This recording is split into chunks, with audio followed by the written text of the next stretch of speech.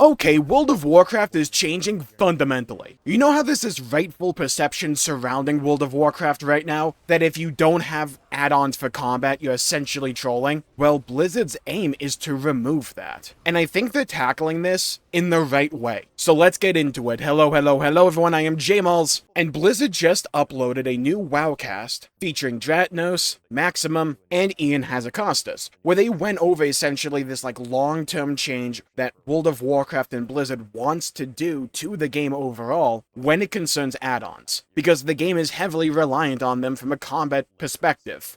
Whether that's changing nameplates, having a damage meter, the vast utility you get out of, say, weak auras, Blizzard wants to bake a lot of that functionality into the base UI, and they've been slowly doing this, with things like the in-game resource tracker and the cooldown manager that was introduced with 11.1.5.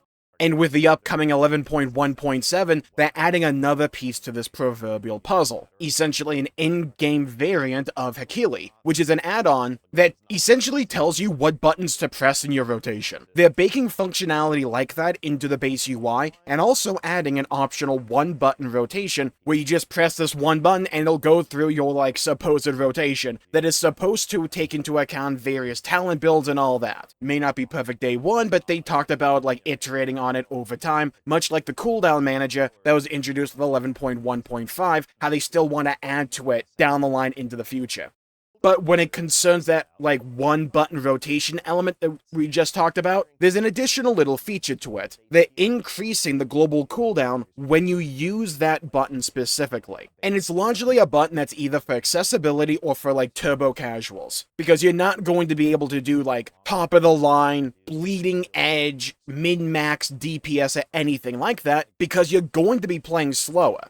However, if you just want to spam one button so you're not a complete crapper, well, there you go. Maybe you're trying to learn a fight or a dungeon or a raid or anything like that, and you want to focus more so on the fight design rather than your own class design. You can just spam that one button and put most of your focus on the actual fight design. Or maybe you don't want to think while you're going around doing quests or leveling or anything like that. Again, you can just press that one button. I think it's a pretty cool change, because if you're even remotely competent, you're not going to use this thing, might be a decent way to kind of learn how your class flows and functions. Or you can just use the Hakili analog thing instead. And ideally, look, if you do any kind of pug content in this game, you understand, even if you've not done a lot, you understand just how many people in this game are shockingly bad. And while you can have a player just not stand in the fire, maybe they'll at least do somewhat passable DPS. Overall, I think it's a pretty good change. Obviously, when it comes to the minutiae and the exact details surrounding the implementation of this, it'll be an ongoing process that they'll have to iterate on and improve over time.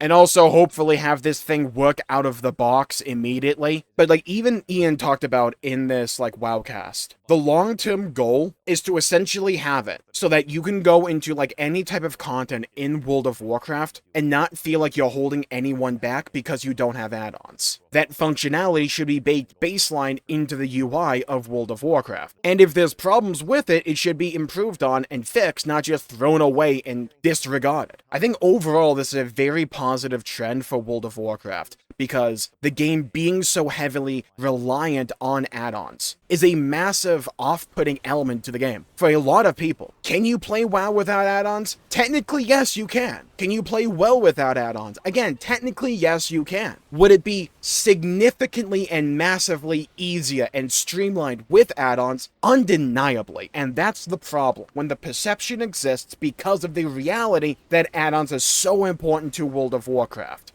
People shouldn't feel oh, I want to start this game World of Warcraft, maybe a little late to the party since it came out in 2004, but I want to dive into this game and see what it's all about. Okay, what should I do? What's a damage meter? What's a weak aura? What are my Moses like? Why do I have to have a bartender? Wait, what the heck is Plata? People will just get overloaded with information and they'll just bounce off, not wanting to deal with any of that crap. I don't think that's healthy, and even for people like myself who've largely gotten used to how add-on reliant and ingrained into the WoW culture add-ons are, I still think the game would be in a far healthier space without an overt reliance on them. And I'm glad they clarified. This is one of the things I really like about modern day Blizzard, is the communication in regards to issues like this and future direction for the game.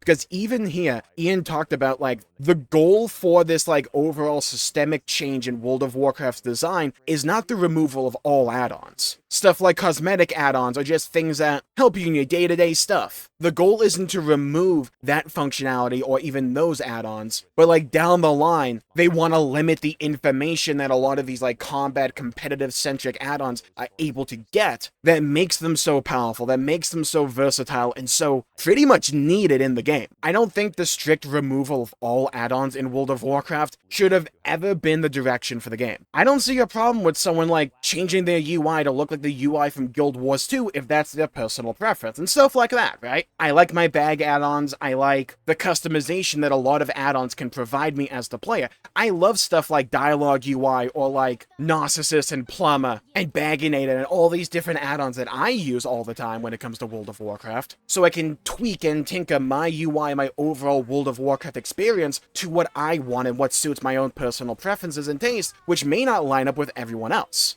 Could an argument be made that they should just, like, implement this stuff baseline into the overall experience of World of Warcraft? Like, yeah, sure, but to properly account for all the different tastes and interests of every player in the game, I think that'd just be a wild misuse of resources compared to just making sure the base UI is functional, good enough, have the combat-centric stuff be baked into the game proper, so it doesn't, like, limit or change or augment combat design going into the future to any degree, because you have to account for just how significantly powerful things like weak auras are, or anything like that. Have that stuff baked into the base UI, and if I want to tinker with the cosmetic experience overall, or a bit of utility and functionality for just day-to-day stuff in the game, let add-ons fill that role. I think that's a really good sweet spot that World of Warcraft should aim for, and is seemingly going to aim for. I quite like the cooldown manager introduced with 11.1.5. I played around with it on the PTR. Is it as good as weak auras? No. But, like, this is what I was talking about before, where just because something initially may not be the best, I don't think that is reason or justification to completely abandon that feature. It should be all the more reason to double down on it, to improve on it, to iterate, to add on to it, make it more customizable, which is the direction I believe they're going. Because I'm pretty sure in that, like, WoWcast, they talked about improving the cooldown manager. It just requires the developers and Blizzard on the whole to be quick on the uptake here, to be reading constant player feedback, to take into account all the advice and, well, feedback they get on PTR to implement these changes so that we're not going through giant swaths of time where these features are just broken when they are supposed to be so integral to the overall experience. And it's not like they're going to remove the ability for a lot of these combat-centric add-ons to read in information immediately or anything like that. Their stated goal is that they want to incorporate all this functionality into the game first with a baseline option, and then when they believe they're in a state where they offer enough tools in-game, then they can start limiting what these add-ons have access to. Again, I think that's a good change, because it promises to be the least disruptive option that's not just, let's ignore it and just, like, keep doing the status quo, which I don't think is the right answer either. When a game requires systemic and massive modifications made to the game by outside resources to make the overall experience far more seamless and borderline make sense, I think that's a massive failure for the game. I don't think that's something that should be rewarded. I don't think that's something that should be propped up. It's something that should be addressed and fixed, which is what they're seemingly doing. I really like this direction that World of Warcraft is going in, and I think the best way to convince people on the whole over time is to be quick when it comes to actually augmenting and changing these various new features that will be implemented into World of Warcraft. They talked about implementing things like a damage meter in some form or fashion into the game baseline.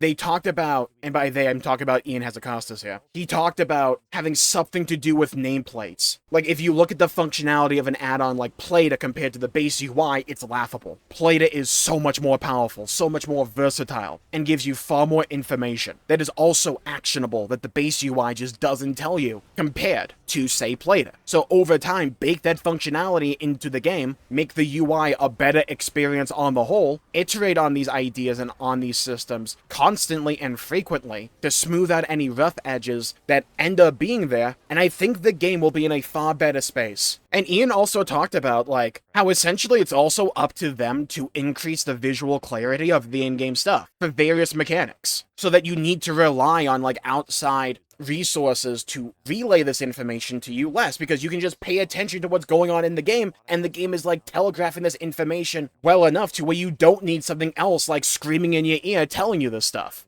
I think it's a really good direction that'll impact not just the high end of players, but also the mid-range and the low-end players. Ian talked about in this video how, like, most of the people that play World of Warcraft, they have stuff like a damage meter. So to some degree, there's a lot of people in this game that care about their own personal performance, even if they're not going for mythic rating or anything like that. And if you design the game overall to not be reliant on players having access to these tools and having to design fights around the idea that your player base is going to have these tools, whether that means you're actively making mechanics to account for those tools, or you're actively not designing mechanics because they become too trivialized because of those tools, or anywhere in the middle. Without those significant advantages, it allows them to try different types of mechanics, and that should hopefully, in my opinion, make the game more enjoyable.